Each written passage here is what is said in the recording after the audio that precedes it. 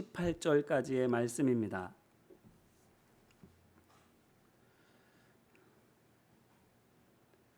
신약성경 285면에 있고요. 제가 봉독해 드리겠습니다. 눈으로 같이 잘 읽어주시고 귀로도 같이 잘 들어주시기를 바랍니다. 형제들아, 스데바나의 집은 곧 아가야의 첫 열매요 또 성도 섬기기로 작정한 줄을 너희가 아는지라. 내가 너희를 권하노니 이 같은 사람들과 또 함께 일하며 수고하는 모든 사람에게 순종하라. 내가 스데바나와 브드나도와 아가이고가 온 것을 기뻐하노니 그들이 너희의 부족한 것을 채웠음이라. 그들이 나와 너희 마음을 시원하게 하였으니 그러므로 너희는 이런 사람들을 알아주라. 아멘. 이는 생명의 말씀입니다. 지난 시간까지 두 차례에 걸쳐서 16장 1절로 14절 한 말씀을 가지고 바른 믿음의 사람이 행하는 바른 하나님의 일에 대해서 같이 은혜를 나누었습니다. 종합해 간단히 다시 말씀을 드리면, 먼저 상식적으로 도저히 믿을 수 없는 부활을 믿는 바른 믿음의 사람이 되려면 하나님 말씀이라는 진리의 거울에 자신을 비춰 보아야 합니다. 그러면 겉만 아니라 속까지 다 볼 수 있어서 겉에 묻은 때나 오물만 아니라 속에 은밀하게 감추어져 있는 죄까지도 털어내고 씻어낼 수 있습니다.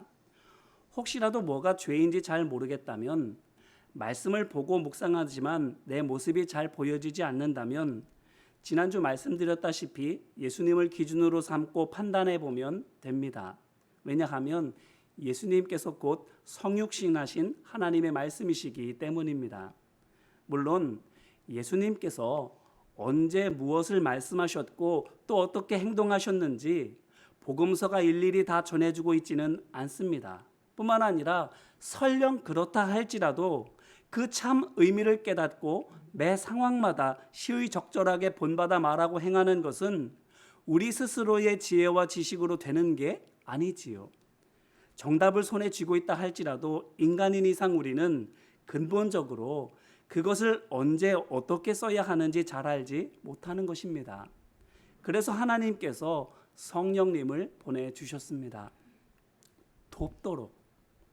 우리가 육의 생각으로 세상 일을 보지 않고 믿음으로 세상 일을 보려 할 때에 곧 하나님 말씀이 진리인 것을 믿고 말씀의 거울로 세상 일을 보려고 할 때에 정말 우리의 머리와 마음 속에 하나님의 뜻이 생각나게 돕도록 성령님을 보내주신 겁니다. 이렇게 성령님의 도와주심을 통해서 우리는 예수님 곧 진리의 말씀 안에서 거룩함을 향해 가는 바른 길을 찾아가게 됩니다. 그러고 나면 말씀의 거울 앞에서 우리의 겉과 속을 털고 씻어서 거룩함을 회복해 가면 어떻게 되지요? 지난 시간에 말씀드린 대로 어떤 일이든 그 앞에서 바르게 행해 나아갈 수 있게 됩니다.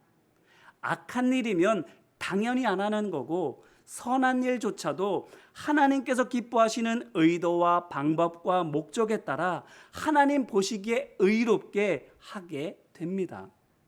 이것을 바울은 예루살렘 교회로 보내는 구제헌금을 예로 들어서 고린도 교회 성도들에게 말했지요. 그런데 그 헌금을 어떻게 준비하게 했습니까? 11조 준비하듯 하게 했습니다. 예루살렘 교회 성도들이 누군데요? 이방인인 자기들을 무시하고 차별하는 사람들인데 그들을 향해서 11조 준비하듯 구제헌금을 준비하게 한 겁니다.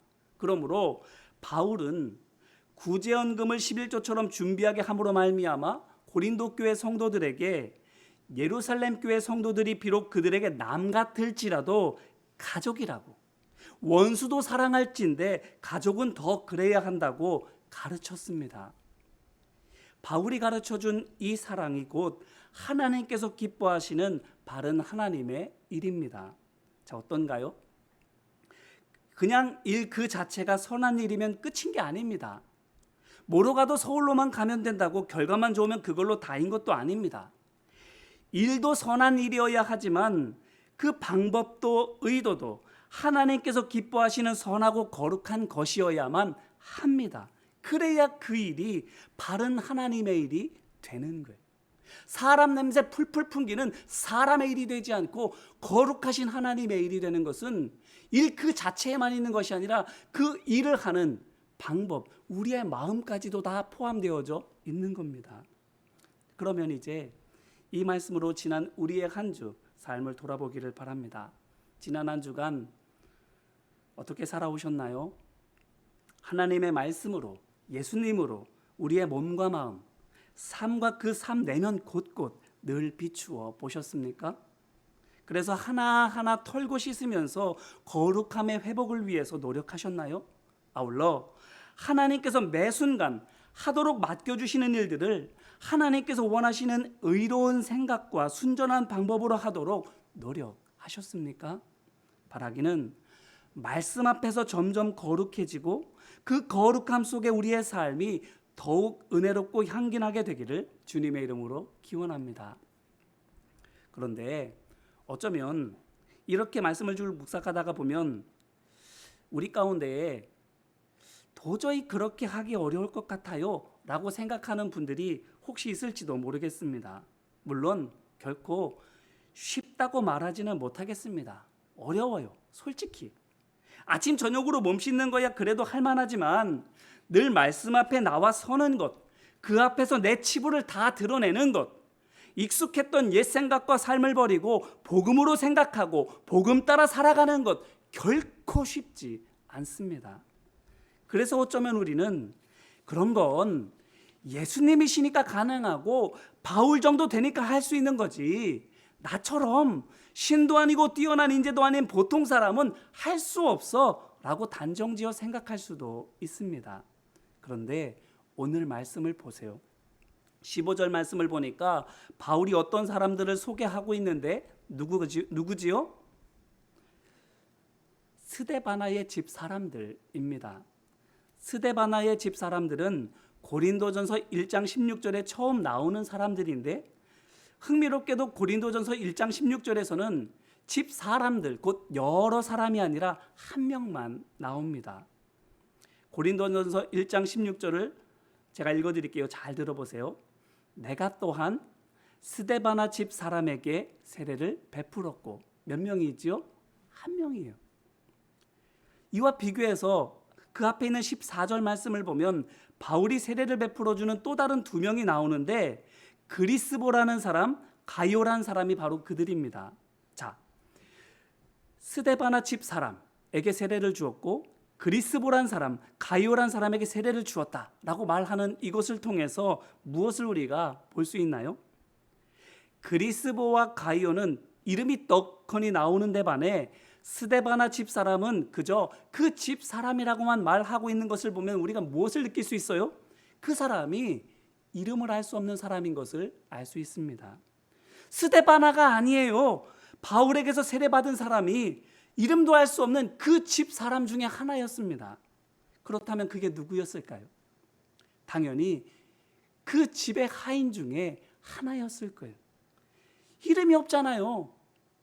주인집 사람들이면 이름이 있었을 텐데 종이니까, 노예 같은 사람이니까 이름도 없는 거예요. 그런데 오늘 말씀을 보니까 어떻게 되어 있습니까? 스데바나 집 사람들이 다 성도인 것으로 기록되어져 있습니다. 그냥 성도로 되어 있습니까? 아니에요.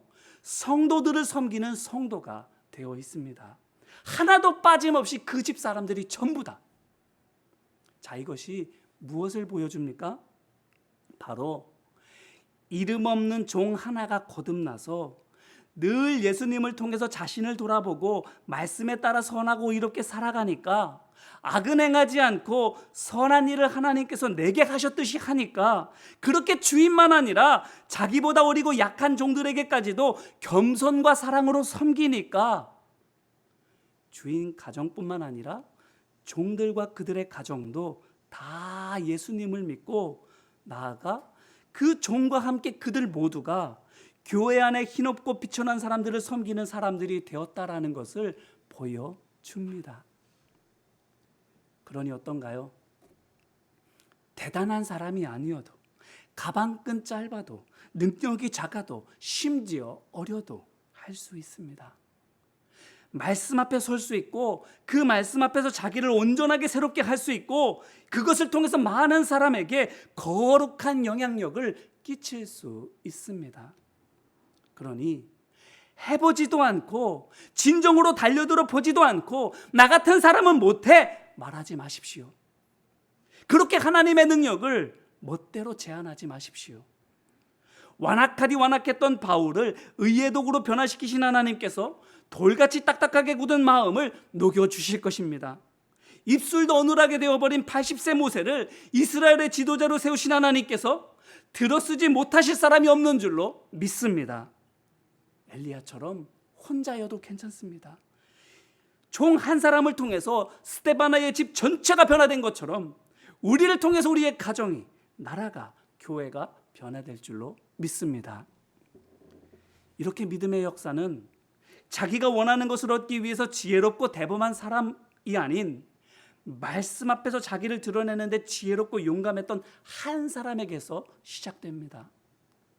내 욕망에 용감한 사람, 내 목적에 충실한 사람, 세상 것 그것만을 바라보고 달려가는 사람으로 인해서 시작되는 게 아니라 나 자신을 하나님 앞에 내어놓는 데 용감한 믿음으로 하나님 앞에 서는 사람, 그 사람을 통해서 일어나는 겁니다.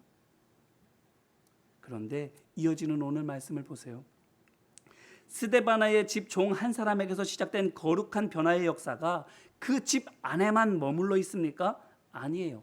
17절 말씀을 보시기를 바랍니다. 바울이 이렇게 말하고 있어요. 내가 스데바나와 부드나도와 아가이고가 온 것을 기뻐하노니 그들이 너희의 부족한 것을 채웠음이라. 아멘. 보세요. 스데바나가 누구와 함께 바울에게 왔다고 하고 있습니까? 부드나도라는 사람, 아가이고라는 사람. 자, 그러면 이 사람들이 누굴까요? 스데바나와 그 집 사람들이 성도들을 돌보고 섬겨왔다라는 사실로 미루어 보건대 그들은 스데바나와 그 집 사람들의 도움을 받은 사람들일 겁니다. 그렇다면 이들이 왜 스데바나와 함께 바울을 찾아왔지요? 너희의 부족한 것을 그들이 채웠다라고 말하는 바울의 말에서 알 수 있지만, 첫째로 고린도 교회 성도들이 모은다고 모았지만 예루살렘 교회 성도들에게 도움이 되기에는 부족했던 그 구제 헌금을 이 두 사람이 스데바나와 함께 채웠음을 알 수 있습니다. 그리고 두 번째는 그래서 고린도 교회가 그 사람들을 구제 헌금의 전달자로 바울에게 보냈다라는 것을 알 수 있습니다. 자, 이 사실이 또 무엇을 보여줍니까? 스데바나와 그 집 사람들의 섬김을 부드나도와 아가이고가 본받아서 하고 있다라는 겁니다. 저들이 스데바나와 그 집 사람들로부터 조건 없는 섬김을 받은 대로 예루살렘 교회 성도들을 섬기고 있는 것입니다. 그들이 자기들 같은 이방인 성도를 믿음의 한 가족으로 인정해 주지 않고 있는 것을 너무나도 잘 알고 있음에도 불구하고 내가 하나님께로부터 받은 그 사랑, 스데바나와 그 집 사람들로 받았던 그 하나님의 사랑 그대로 그들도 해주고 있는 겁니다. 부유해서? 그래서 자신의 물질을 이렇게 내놓을 수 있는 겁니까? 천만에요. 아닙니다. 부드나도와 아가이고란 이름은 당시 흔하디 흔한 이름이에요. 굳이 살펴보자면 부드나도는 헬라어로 포투나토,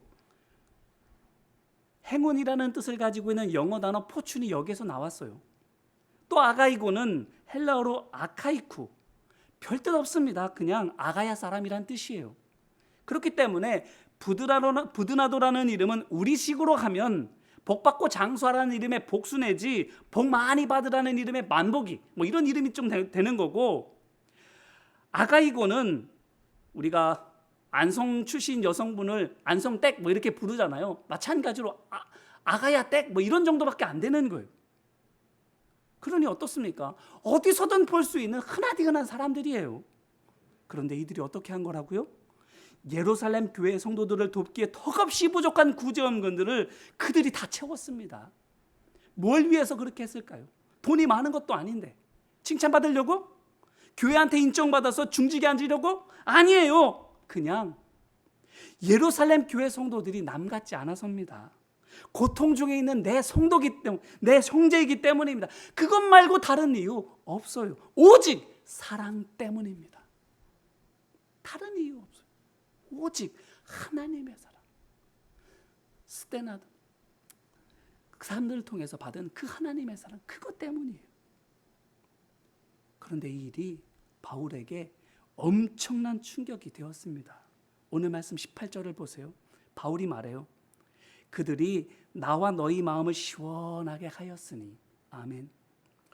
한글 성경에서는 그냥 마음을 시원하게 했다 이렇게 되어 있어서 저 사람들로 말미암아서 바울이 그냥 후련하게 느낀 것으로만 여겨지게 되지만, 헬라 원문을 보면 마음이라는 단어가 푸뉴마, 곧 영입니다. 그렇기 때문에 원문의 뜻을 살려서 번역을 하면 그들이 나와 너희의 마음을 시원하게 하였으니가 아니고 그들이 나와 너희의 영을 일깨웠으니 라는 뜻이 됩니다. 자, 무슨 뜻이에요?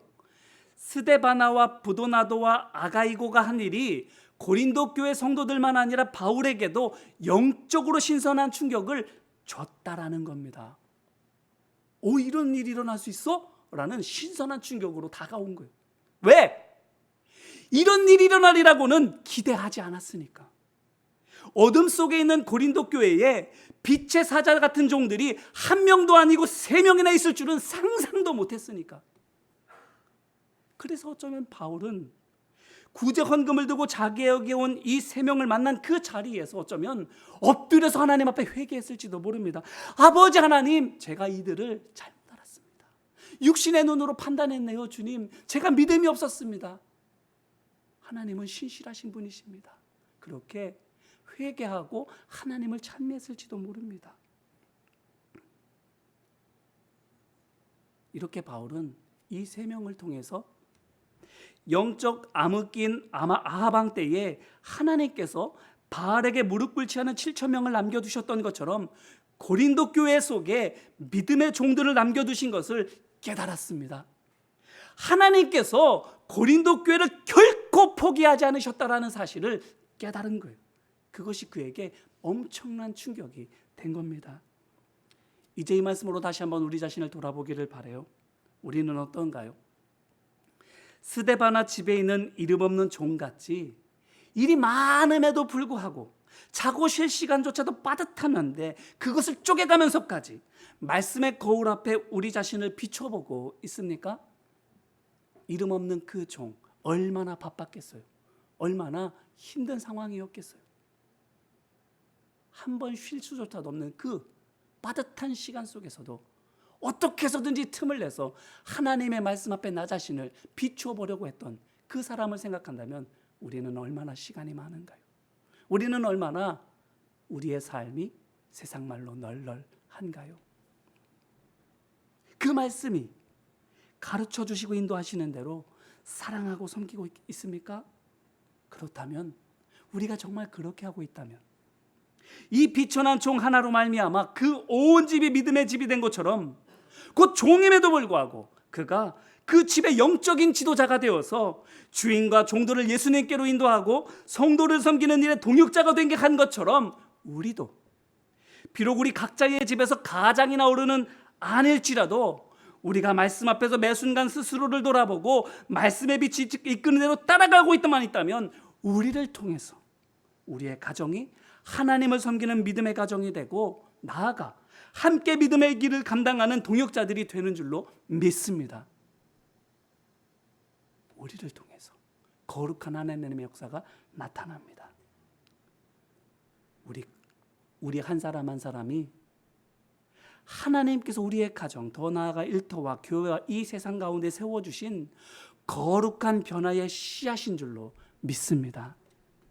그렇게 하나님께서는 포기하지 않으시고 우리의 가정을, 사랑하는 우리의 부모와 형제와 자녀, 더 나아가 우리의 교회와 우리의 이웃과 이 나라와 열방을 구원하여 주실 줄로 믿습니다.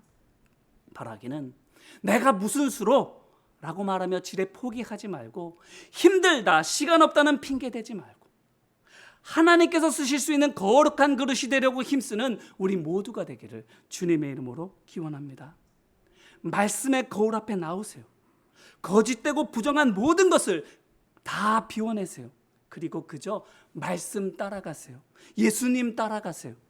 그러면 우리를 통해 제2의 제3의 스데바나가 나타날 줄로 믿습니다. 제2의 제3의 부드나도가 일어날 줄로 믿습니다. 제2의 제3의 제4의 아가이고가 세워질 줄로 믿습니다. 그래서 영적인 매너리즘에 빠진 이들에게 신선한 충격을 줄 것이고, 잠든 교회를 깨울 것이고, 썩어져가는 이 세상을 변화시킬 줄로 믿습니다. 천사장의 나팔 소리같이 우렁차게 영혼을 깨우고 살리는 우리 한 사람 한 사람 되시기를 주님의 이름으로 축원합니다. 기도하겠습니다.